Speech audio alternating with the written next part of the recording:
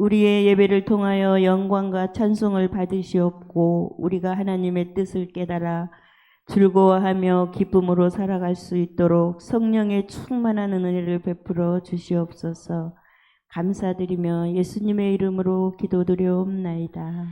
아멘.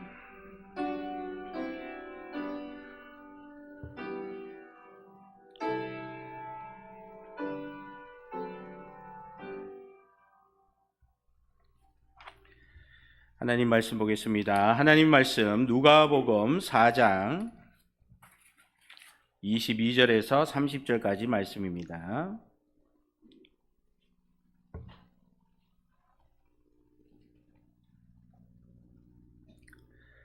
우리 한 절씩 나누어서 교독하도록 하겠습니다. 그들이 다 그를 증언하고 그 입으로 나오는 바 은혜로운 말을 놀랍게 여겨 이르되 이 사람이 요셉의 아들이 아니냐?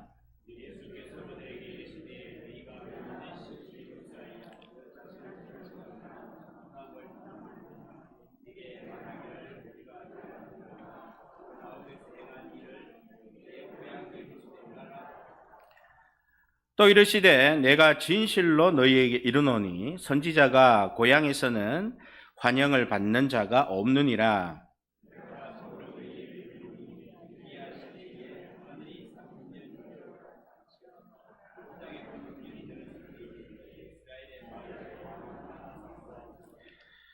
엘리야가 그 중 한 사람에게도 보내심을 받지 않고 오직 시돈 땅에 있는 사렙다의 한 가부에게 뿐이었으며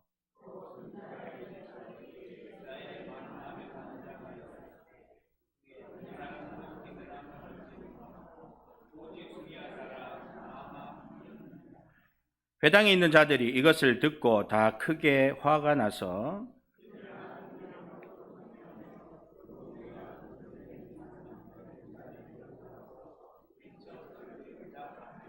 함께 읽겠습니다. 예수께서 그들 가운데로 지나서 가시니라. 아멘. 참 좋으신 하나님, 은혜와 사랑을 너무나도 감사를 드립니다. 우리가 하나님의 말씀에 순종하고 또 말씀을 사모할 때에 우리 하나님 정말 그 주님의 음성, 하나님의 말씀만큼 우리를 기쁘게 하는 것이 이 세상에 어디에 있겠습니까? 하나님 아버지, 우리에게 주신 또 귀한 교구들마다 하나님께서 또 귀한 은혜로 채워주실 것이고 또 교구마다 하나님께서 다양한 또 은사들을 주셨고 또 은사들을 사용할 때에 정말 그 일을 할 때에는 하나가 되고 한 마음이 되어서 믿음으로 그 일을 잘 감당할 수 있는 우리 육교구가 될 수 있도록 하나님 인도하여 주시옵소서. 하나님께서 또 모든 교구 위에도 동일한 은혜를 주시고 다양함 속에서도 예배를 드릴 때에는 하나가 되고 또 믿음의 일을 할 때에는 하나가 될 수 있는 그리고 우리 모든 교구가 될 수 있도록 축복하여 주시옵소서. 감사드리며 살아계신 예수님의 이름으로 기도드립니다. 아멘.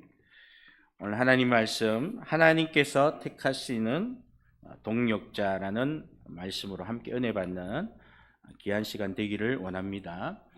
하나님이 택하는 동력자가 되기 위해서는 딱 1초의 시간입니다. 1초. 1초가 얼마나 계속 습관적으로 그 1초의 시간을 잘 사용하느냐. 우리 인간에게는 1초라는 시간이 굉장히 깁니다. 짧은 것 같아도요. 1초 속에 뭐 별의별 생각을 다 하는 겁니다. 그래서 오늘 우리 하나님이 어떠한 것을 명령했을 때 1초에 내 생각이 들어가는 순간 하나님 뜻을 거슬리게 되는 거예요. 그런데 1초의 그 생각도 주저하지 않고 아주 단호하게 끊어버리고 바로 가면은 하나님께서 뭐 한 번은 할 수 있죠. 그러나 꾸준히 그렇게 하면요 완전히 동력자가 될 수 있고 하나님의 일을 하는 그런 기준이 될 수가 있는 것입니다. 사람은 55세부터 한 80세가 되면 점점 몸이 약해진답니다. 그래서 건강이 약해지고 건강이 더 악화되기 시작한다고 그래요. 그렇기 때문에 뭐 운동을 좀 하게 되면 이런 이제 악화되는 건강을 좀 이렇게 방지할 수가 있고 또 좋은 건강 상태로 삶을 살 수가 있다라고 합니다. 그래서 계속적으로 이제 나이가 들면 들수록 이렇게 몸이 안 좋아지는데요. 그래서 우리가 이제 요즘은 너무 편리합니다. 편리하기 때문에 많은 운동을 하라 하면 또 부담이 되고 하기 싫어지죠. 그러나 제일 간단한 거 뭐 계단을 올라가는 것만큼 좋은 게 없다고 그래요. 그래서 계단에 뭐 이렇게 개수를 이렇게 얘기를 하면 한 3층 정도 높이, 그 정도 계단은 하루에 뭐 한 두세 번, 네 번 이렇게 걸으면은 안 걷는 사람보다 훨씬 낫다고 합니다. 그러니까 엘리베이터 우리가 딱 이제 집에 도착하면 계단과 엘리베이터 갈까 1초 사이에 이게 이제 딱 생각이 나는 거예요. 1초. 그러니까 이 사람 생각은 1초 딱 생각 편한 거 좋아하게 되겠습니다. 엘리베이터 바로 들어가는 거예요. 그런데 정말 내 건강을 위해서라면 이 1초의 생각을 가지지 않고 어디로 바로 들어가야 됩니까? 계단으로 바로 올라가 버려야 되는 거예요. 이게 이제 한 번은 쉽지만 두 번, 세 번 계속 하다 보면요, 이게 건강에서 뭔가 표시가 난다라는 겁니다. 하물며 우리가 하나님의 이런 택한 자녀가 되고 동력자가 된다는 거, 내 생각이 들어가면 할 수 없습니다. 그렇기 때문에 하나님께서 말씀하는 대로 바로 즉각적으로 순종하는 그런 우리 모든 성도님들 되시기를 예수님의 이름으로 축복드립니다. 하나님께서는 다양한 은사, 또 문화, 언어, 세대를 주셨습니다. 그 모든 것이 그리스도 예수 안에서 하나가 되도록 설계를 해 주셨다라는 거예요. 여러분 큐브 아시잖아요. 큐브 만지면 만질수록 이렇게 막 다양한 색깔로 이제 바뀌게 됩니다. 그런데 이게 이제 아는 사람은 큐브의 구조를 알면은요, 기네스 기록에는 10초 만에도 이렇게 바꿔버리는 경우가 있어요. 그 정도로 빨리 원 상태를 이제 만들어 가거든요. 그런 거와 같은 겁니다. 우리의 신앙생활, 주일이 되면은요, 우리가 평일 6일 동안은 막 큐브처럼 막 엉망진창으로 막 다양하게 살다가도 주일이 딱 되는 그 시점이 되면은요, 각양각색이 딱 조화롭게 딱 맞춰지는 거. 이게 하나님이 원하시는 우리의 모습이 아닌가. 주일날 왔는데도 여전히 삐뚤삐뚤하고 이러면 안 되고, 주일에는 그런 모습으로 하나님께 나아가는 것. 하나님 창조는 다양하다라는 거예요. 그 다양함을 우리가 인정해야 되고, 또 그 다양함 속에서도 믿음만큼은, 주일만큼은 정말 하나가 될 수 있는 그런 모습이 되어야 될 줄 믿습니다. 인간은 눈과 코, 입이 있습니다. 다 같아 보이지만은 겉모습은 비슷해도 별명 한번 붙여봐라 그러면요, 다 다른 별명이 나오는 겁니다. 그래서 인간이 다르다는 것, 이거는 이제 별명을 붙여보면 이제 나오는 거예요. 우리가 이 인간은 다르다라는 것을 인정하고 이해를 해야지만이 다툼이 일어나지 않는 겁니다. 그런데 이걸 인정하지 못하니까 자꾸 다투는 거예요. 나처럼 살기를 원하고, 나는 옳고 너는 다르니까 너는 좀 이렇게 좀 교정을 해야 되고 바뀌어야 되지 않겠는가, 이런 생각을 한다라는 겁니다. 그래서 세대가 문화 충돌을 하잖아요. 문화 충돌. 같은 세대도 가치관이 다르다는 거예요. 가치관이 다르니까 의견이 안 맞다라는 겁니다. 가족 간에도 성격이 달라서 오해하는 경우가 많습니다. 예수님께서도 인간의 이런 다양성을 아셨기 때문에 화를 내거나 서운하게 여기지 아니하셨습니다. 그래서 믿는 사람을 찾아서 사역을 이어가셨다라는 겁니다. 그래서 믿음은 절대적이다라는 거예요. 절대적, 어떤 상대적이 아니다. 믿음만큼은, 다른 것은 다 상대적이고 다 다양하지만 이 믿음의 문제만큼은 절대적이다. 믿음 속에는 문화나 가치관이 들어갔으면 안 되고, 이 믿음 속에는 선지식이나 선입견도 들어가서는 안 된다라는 거예요. 그래서 선입견으로, 선지식으로, 또는 문화나 가치관을 내 생각을 잠시 1초라도 집어넣게 되어버리면 이 믿음처럼 이렇게 희색되거나 안 좋게 되는 것이 없다라는 겁니다. 예수님은 많은 사람들을 만나셨습니다. 그리고 예수님을 만났어도 믿음 없는 사람들도 많았다라는 거예요. 이게 놀라운 일 아니겠습니까? 예수님을 만났는데도 불구하고 믿음이 생기지 않았다라는 거. 예수님의 말씀을 듣고도 그 말씀에 순종하는 믿음이 돼야 되는데 그 말씀을 순종하지 않는 거예요. 그래서 오늘 이 귀한 시간에 정말 우리가 말씀에 순종하는 그런 복된 성도님 되시기를 원합니다. 첫 번째로 우리가 생각할 거, 은혜로운 말로 사람을 놀라게 하시는 하나님, 예수님입니다. 은혜로운 말로 사람을 놀라게 하시는 예수님.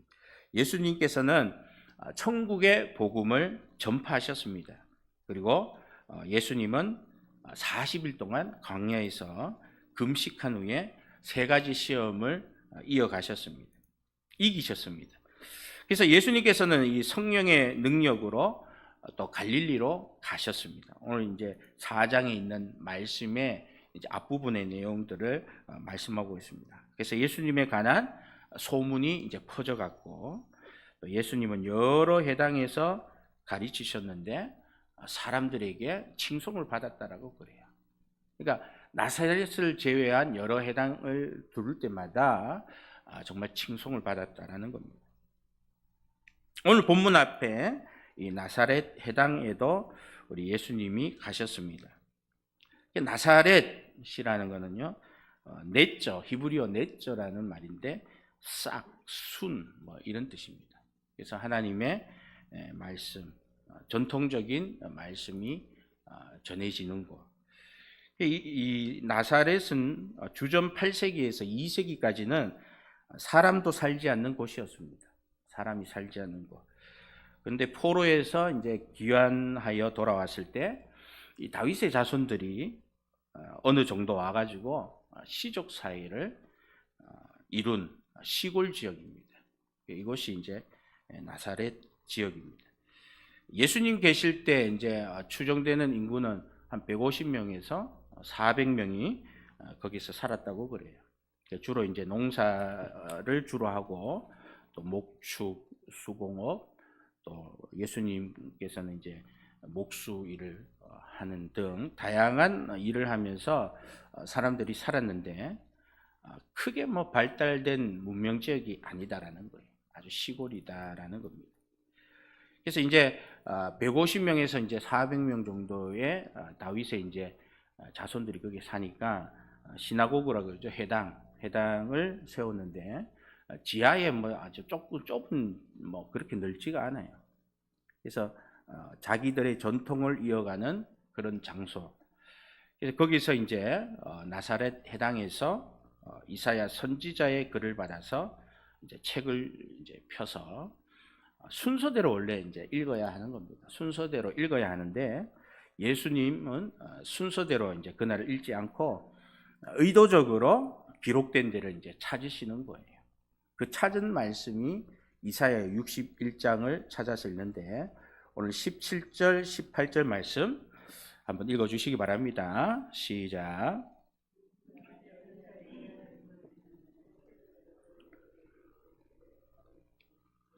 주의 성령이 내게 임하셨으니 이는 가난한 자에게 복음을 전하게 하시려고 내게 기름을 부으시고 나를 보내사 포로된 자에게 자유를 눈먼 자에게 다시 보게 함을 전파하며 눌린 자를 자유롭게 하고 주의 은혜를 전파하게 하려 하심이라. 아멘. 6가지 내용이 들어 있습니다. 그래서 6가지 내용을 응하게 하시기 위해서 이 땅에 오셨다. 첫 번째는 가난한 자에게 복음을 전하는 것. 두 번째는 기름을 부어주시는, 내게 기름을 부어주시고, 세 번째 나를 보내사 포로된 자에게 자유를 주고, 네 번째는 눈먼 자에게 다시 보게 하며 전파하게 하는 것, 다섯 번째는 눌린 자를 자유롭게 하고, 여섯 번째는 주의 은혜의 해를 전파하게 하려 하십니다. 그러는 거죠. 네 번째 같은 경우 눈먼 자에게 다시 보게 한다. 여러분 눈을 들어라, 영안을 열어라 이 말은 사명을 바라보라 이 뜻입니다. 뭐 이상해 보이지 않는 것 보라 이런 뜻이 아니라 네가 무슨 사명으로 하나님께 택함 받았는지를 바라보라 이런 뜻이죠. 그러니까 우리가 눈먼 소경과 같아요. 그래서 하나님을 만났지만 여전히 하나님의 이 사명을 모르는데 예수님이 이제 이 땅에 오셔서 이런 일들을 응하게 해주시는 겁니다. 특히 여섯 번째 같은 경우에는 주의 은혜에 희년을 얘기하죠. 그래서 희년은 50년이 되면 희년인데요. 예수님 오셔서 하는 사역이 이제 제 종로로 타는 사람들, 소경같이 보지 못하는 것을 보게 하고 또 희년 같은 이런 약자들에게 있어서는 그곳에서 이제 벗어날 수 있는 이제 소망이 되는 겁니다. 50년이 되면 내가 이 약한 것에서 벗어날 수 있는 기회를 얻는구나. 사실 뭐 희년은 숫자의 의미도 있지만 희년 그러면 이제 예수님의 의미가 들어 있습니다. 희년은 예수님이다. 그래서 초림의 예수님은 희년의 소망입니다. 약한 자는 회복이 되고 눈먼 자는 보게 되고 억눌린 자는 자유를 얻게 되고 가난한 자에게 복음이 들어가게 되는 이런 희년 소망이 되는 거예요. 희년의 소망. 재림 예수님은 이제 심판의 주로 오시는 겁니다. 예수님을 믿고 교회를 나가고 예수님을 믿고 복음을 전하고 예수님을 믿고 헌금하고 예수님을 믿고 전도하고 예수님을 믿고 봉사하는 모든 것들을 하나님이 인정해 주시는 거예요. 그런데 예수님을 안 믿고 오는 모든 것들은 하나님이 인정해 주지 않는다. 우리 22절 말씀 함께 읽겠습니다. 그들이 다 그를 증언하고 그 입으로 나오는 바 은혜로운 말을 놀랍게 여겨 이르되 이 사람이 요셉의 아들이 아니냐. 아멘. 예수님 입으로 나오는 말씀을 듣고도 나사렛 사람들이 놀라기는 했습니다. 야, 나사렛에서 이런 말을 할 정도가 됐냐. 이제 이거는 잠시 잠깐이다 이 말이에요. 갑자기 분위기가 확 바뀌어져 버립니다. 처음에는 말씀이 놀랍다. 와, 이랬는데 나사렛에서 뭐 대단한 인물이 등장하겠구나. 이렇게 좋게 이제 사람들이 생각해야 되는 거예요. 항상 우리는요, 인식을 환대할 수 있어야 되는 겁니다. 여러분, 뭔가를 환대할 수 있는 거. 아브라함도 보세요. 뭐 이렇게 멀리 있는 이상한 사람 왔을 때 그 사람은 이상한 것들이 왜 돌아다니지? 이러면은 아무런 기적이 일어나지 않는 거예요. 그들을 환대해가지고 음식을 대접하니까 기적이 일어나고 역사가 일어나고 하나님의 약속이 일어나잖아요. 근데 이제 이 나사렛 사람들은 이런 인식을 이렇게 전환하는 것이 없었습니다. 환대할 줄 몰랐던 거예요. 그러니까 늘 예수라는 사람이 어떤 사람인지를 나사렛 사람들 다 알잖아요. 그래서 대단한 인물이 나겠다 이런 반응이 나오면 좋겠는데 그게 아니라 반응이 이제 폄하하는 반응이 나오기 시작하고 시기하려고 한다라는 겁니다. 예수님의 이런 말씀보다는 예수님의 고향과 이런 출신을 먼저 따져본다는 거예요. 출신을 따져본다. 그래서 그들 나사렛 해당에 있는 자들의 예수님에 대한 정보는 틀리지 않습니다. 그들이 가지고 있는 생각은 정확해요. 예수는 목수의 아들이고 뭐 여러 가지 학교도 안 다니고 또 갑자기 나타나가지고 선생이 되어가지고 메시지를 전하니까 내용을 뭐 믿으려고는 하지 않고 예수님의 출신과 배경을 따지면서 이제 공격을 하는 겁니다. 사탄이 한 것 같이 이제 조롱을 하는 거예요. 조롱하는 거 결코 좋은 것이 아닙니다. 고향에서 인정을 해주지 않는다는 겁니다. 여러분 나다나엘 예수님의 제자 바돌로메입니다. 그래서 나사렛에서 무슨 뭐 선한 것이 나겠느냐 그런 선지식이 있는 사람이에요. 선입견을 갖고 있었지만 예수님을 만났을 때 자기 모든 것들을 다 알고 있으니까 그 선지식과 이런 선입견이 완전히 깨트려져 버리는 겁니다. 그러니까 나사렛에서도 선한 것이 나겠구나 이 믿음이 확 들어오는 거예요. 내 생각이 사라져 버리니까는 주님 따라갈 수 있는 겁니다. 놀라면 믿어야 하는데 의문을 제기하는 그 나사렛에서는 여러분 최악의 신앙인들이라는 그런 모습의 표본이 되어 버리는 겁니다. 이 사건으로 인해서. 두 번째, 의사야 너 자신을 고치라 답하신 예수님입니다. 23절 우리 함께 읽어보겠습니다. 예수께서 그들에게 이르시되 너희가 반드시 의사야 너 자신을 고치라 하는 속담을 인용하여 내게 말하기를 우리가 들은 바 가버나움에서 행한 일을 내 고향 여기서도 행하라 하리라. 아멘. 나사렛 해당에 있는 사람들에게 속담을 하나 인용을 하셨습니다. 의사가 환자를 고칠 때 환자보다 의사가 더 아파요. 더 아픈데 의사 보고 환자 고칠 생각하지 말고 당신 건강부터 챙기시오라고 말하겠죠. 이거는 의사를 무시하는 거잖아요. 의사의 사명이 뭡니까?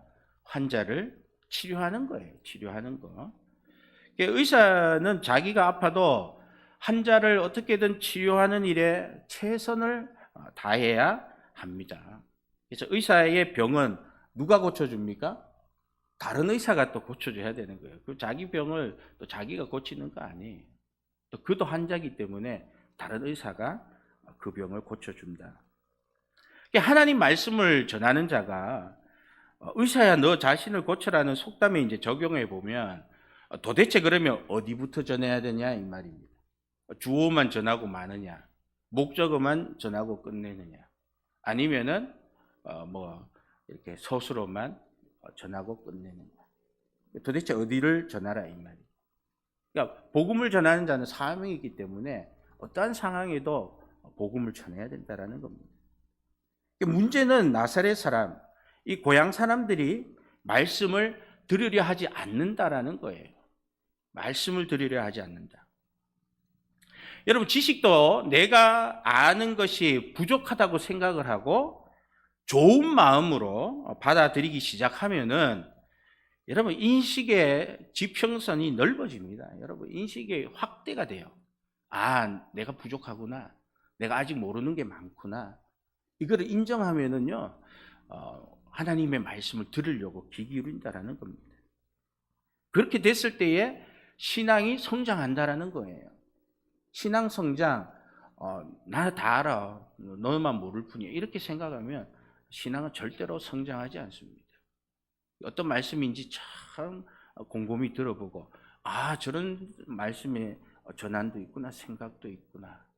이렇게 했을 때 인식이 넓어지는 겁니다. 이 녀석 커가지고 뭐 되려고 그래? 저걸 말씀이라고 전하냐? 아니, 그러면 그렇지, 그럴 줄 알았다. 듣지도 않아 보고요, 처음부터 그렇게 생각해버리면 인식이 확장되지가 않습니다. 여러분, 인식의 환대를 통해서 말씀의 깊이가 깊어지시고 또 하나님을 바라볼 수 있는 은혜가 있기를 원합니다. 세 번째, 믿음의 사람을 만나게 하시는 예수님입니다. 24절 우리 함께 읽어보겠습니다. 또 이르시되 내가 진실로 너희에게 이르노니 선지자가 고향에서는 환영을 받는 자가 없느니라. 아멘. 예수님께서도 믿음의 사람을 만나기 위해서 사역을 하십니다. 그래도 이 고향에 한 번 더 가는 거예요. 믿음의 사람, 혹여나 인식에 전환이 있고 환대를 하는 그런 사람이 있었으면 하는 바람.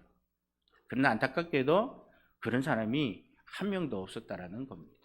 제하긴 하는 거예요. 고향에서는 여전히 환대를 받을 수 없다라는 겁니다. 그래서 하나님께서 택하시는 동역자를 만나면 표적이 일어나게 되어 있습니다. 하나님도 이 나사렛에 간 이유가 동역자를 만나서 또 다른 표적을 바라보기를 또 원하셨겠죠. 그런데 그런 표적이 전혀 일어나지 않았다라는 겁니다. 예수님께서는 아무도 이제 그런 사람이 없으니까 마치 사렙다 가부의 엘리야 시대, 또 엘리사 시대와 똑같은 상황이 이제 생각이 난 거죠. 그 상황을 이제 말씀하는 겁니다. 예수님께서 사렙다 가부, 수리아 사람 나아만 장군 이야기를 하면서 유대인들이 받아야 할 복을 왜 너희들이 받지 못하고 이방인들에게 주느냐, 그 말씀을 이제 하는 겁니다. 이게 믿음의 결과인 것이죠.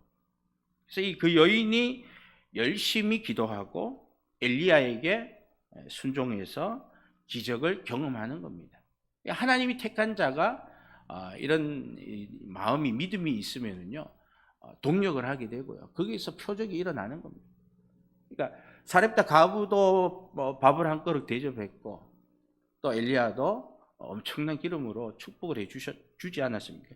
서로 동력이 되는 겁니다. 엘리사 때는 나아만 장군이 한세스병에서 벗어나는 기적을 경험하는 거예요. 돈 많이 내놔라 이것도 아니잖아요. 그냥 물에 7번 들어갔다가 나오기만 하면 되는 거. 그죠? 근데 자기 동네에 깨끗한 물 안만 씻어도 안 되는데, 꾸중물 같은 흙탕물 그 속에 들어가라 하니까 막 처음에는 화를 내고 있지만 그의 신하의 그 말 한마디에 들어갔더니 6번 들어가도 아무런 반응이 없잖아요. 그러면 어지간하면 아유 효과 없다. 그러면 안 갈란다. 이러고 말을 건데 끝까지 가는 겁니다. 결국 7번을 가는 거예요. 여러분 이게 동력입니다. 내 생각이 들어가면요. 한 2번, 3번 하다 그냥 1초 만에 아유 치아락하고 나오죠. 그러나 3번, 4번, 5번 자기 생각을 다 없어요. 그냥 들어갔더니 7번째 되니까 막 온몸이 깨끗해지는 거예요. 여러분 안다는 것으로 자신을 편견에 가둬버리면 정말 보고 믿어야 할 때 못 봅니다. 여러분 정말로 이제 못 보니까는 결국에는 못 누리게 되는 거예요. 못 보면 못 누린다. 엘리야 시대 때 3년 6개월 동안 흉년이 있었습니다. 이스라엘에도 수없이 많은 여인이 있었지만 엘리야는 그 수많은 여인에게 도움을 받지 못했습니다. 이게 안타까운 거죠. 거기 한 명이라도 뭔가 있었으면 도움을 받고 서로 동력을 했을 건데 도움을 받지 못했습니다. 엘리야를 환대해주는 여인이 없었다는 거예요. 그래서 엘리야는 오직 하나님께서 이제 만나게 해주는 시돈 땅 사렙다의 여인 한 사람에게만 환대도 받고 도움을 받았습니다. 여러분 사렙다 가부는요 악명 높은 악녀 이삽의 고향의 사람이다. 시돈 사람이다라는 겁니다. 이스라엘 사람들을 괴롭힌 자들, 그들이 이제 도와주니까 또 도움을 주는. 그 얘기를 해당해서 하니까는 나사렛 사람들이 화가 나겠어요, 안 나겠어요? 화가 날 수밖에 없습니다. 그리고 엘리사 시대의 나아만 장군은 아람 사람입니다. 기원전 200년에 이스라엘은 아람 사람의 식민지로 원수국의 조상의 장군이었다라는 거예요. 그 얘기도 하니까는 이제 더 화가 나는 겁니다. 나사렛 사람들은 이 두 사람의 이야가 끝나자마자 화가 나는 거예요. 나사렛 사람들은 말씀을 듣기보다는 전달하는 사람을 향해서 트집을 잡기 시작하고 또 결국에는 은혜가 아닌 이 분노로 예수님을 공격했다라는 겁니다. 28절 말씀 한번 읽어주시기 바랍니다. 시작.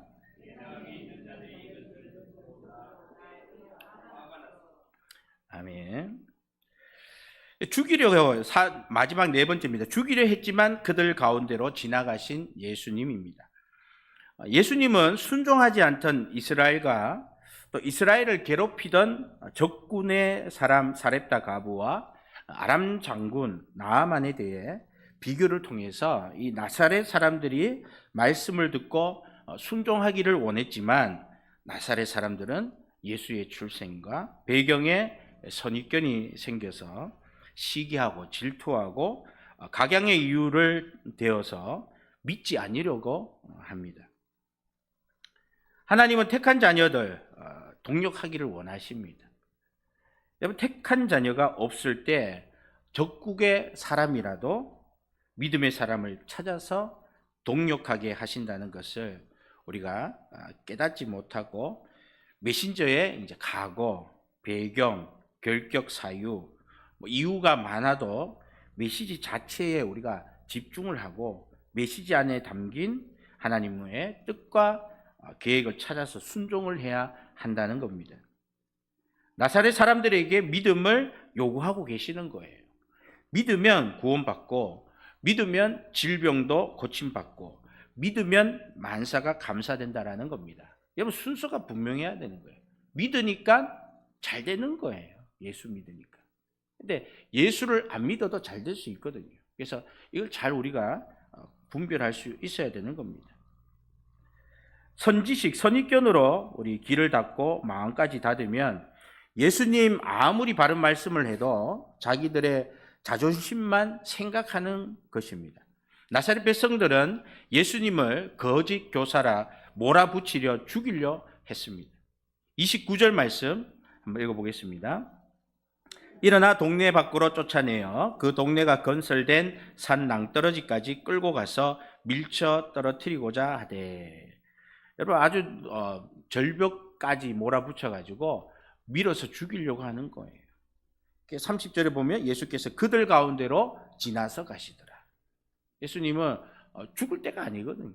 그러니까 그들이 보이지 않도록 해서 그 중간을 뚫고 나가시는 거. 그렇게 많은 사람들이 절벽에 밀려고 했을 때 이것도 어떻게 보면 표적이죠. 그러나 그들은 보지 못한다는 거예요. 예수님은 복음을 전파해야 하기에 아직 죽을 수가 없다. 여러분, 인식에 우리가 오늘 본문은 하나님의 택한 동력자가 되어 말씀으로 하나가 되고, 또 인식의 환대를 통해서 말씀의 영역을 확대시켜야 하는 것입니다. 그래야 우리 신앙이 성장이 이루어지는 거예요. 예수님은 말씀이 되어서 오늘날 우리가 받아들이기 어려운 말씀을 들을 수 있도록 하십니다. 또 들어야 한다는 거예요. 받아들일 수 없는 말도 우리가 들어야 한다는 겁니다. 여러분, 성경 말씀을 읽다가 뭔가 불쾌하고 나를 언짢게 하는 그런 말씀이 있을 때 여러분 어떻게 하십니까? 덮어버리잖아요. 불쾌하네 하면서 덮어. 하지만 1초의 내 생각을 버리고 그 순간 그 말씀을 내가 받아들이고 개선하려고 할 때 하나님 택하신 동력자의 삶을 살게 된다라는 겁니다. 여러분, 세례 요한은 유대인들에게 독사의 자식들아 라고 그들의 불쾌한 마음을 건드리잖아요. 오늘 해당에서도 그들의 불쾌한 마음을 건드립니다. 1초에 자기 생각이 안 들어가면 그럼 우리가 뭘 할까요? 이렇게 말할 수 있을 것인데 1초의 생각 속에 자기 생각이 들어가니까 죽이려고 하는 거예요. 오늘 불쾌함을 그대로 받아들이는 거예요. 독사의 자식들아, 세례 요한이 그렇게 했을 때.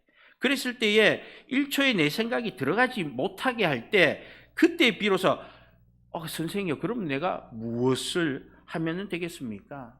이렇게 물어보게 된다는 겁니다. 여러분, 우리 기도할 때, 고민할 때 남은 것을 가지고 남을 돕는 것이 아니다라는 거예요. 수많은 이스라엘 여인들이 남아있는 것을 주려고 하니까 그것을 도움이라고 얘기하지 않는 거예요. 내게 있는 것 가지고 내가 필요한 것을 드리는 거예요. 사렙다 과부에게 자기 그거 먹지 않으면 죽습니다. 자기에게 누구보다도 자기와 자녀에게 필요한 양식인데 그 양식을 하나님께 내놓는 거예요. 그걸 이제 하나님께서는 내놨구나. 남을 돕는 것은 사실 불편한 진실 아니겠습니까? 여러분, 사실 불편한 진실입니다. 그러나 예수님은 자신에게도 필요한 생명을 자기를 위해 쓰지 않고 인류를 위해서 남을 위해 다 내어 놓으셨습니다. 그것까지도 하나님의 뜻에 맡긴 거예요. 불편한 하나님 말씀이 내 귀에 들릴 때 단 1초의 내 생각에 여유를 주지 마시고 순종으로 하나님께서 택하신 동력자가 되기 위해서 힘쓴다면 믿는 사람 되고 예수님의 이름으로 축복받는 사람 될 줄 믿습니다. 오늘 우리 모든 성도님들 하나님께서 택하신 동력자가 되기 위해서 믿는 사람 되시기를 예수님의 이름으로 축복합니다. 기도하겠습니다. 참 좋으신 하나님 은혜와 사랑을 참 감사를 드립니다. 우리가 무엇이길래 하나님 이렇듯 사랑하여 주시고 또 오늘 이 귀한 시간 이 밤에 주님 앞에 또 예배 드릴 수 있게 하시고, 또 때로는 우리가 말씀을 들을 때에 정말 나의 이 불쾌한 마음을 건드리는 경우들도 많습니다.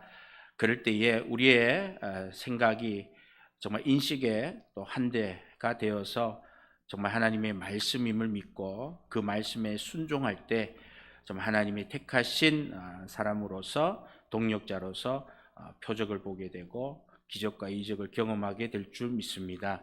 우리 하나님 아버지, 정말 내 남아있는 거 가지고 하나님께 드리려고 하는 것이 아니라 내게 꼭 필요한 것을 주님 앞에 올려드리는 그런 귀한 믿음의 성도들 다 되게 하여 주시옵소서.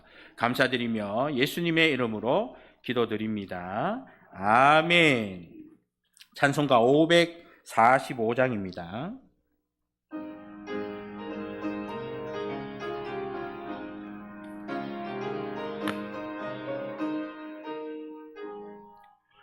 이 눈에 아무 증거 아니 배어도 믿음만을 가지고서 널 걸으며, 이 귀에 아무 소리 아니 들려도 하나님의 약속 위에 서리라. 걸어가세 믿음 위에 서서, 나가세 의심 버리고 걸어가세 믿음 위에 서서, 눈과 귀에 아무 증거 없어도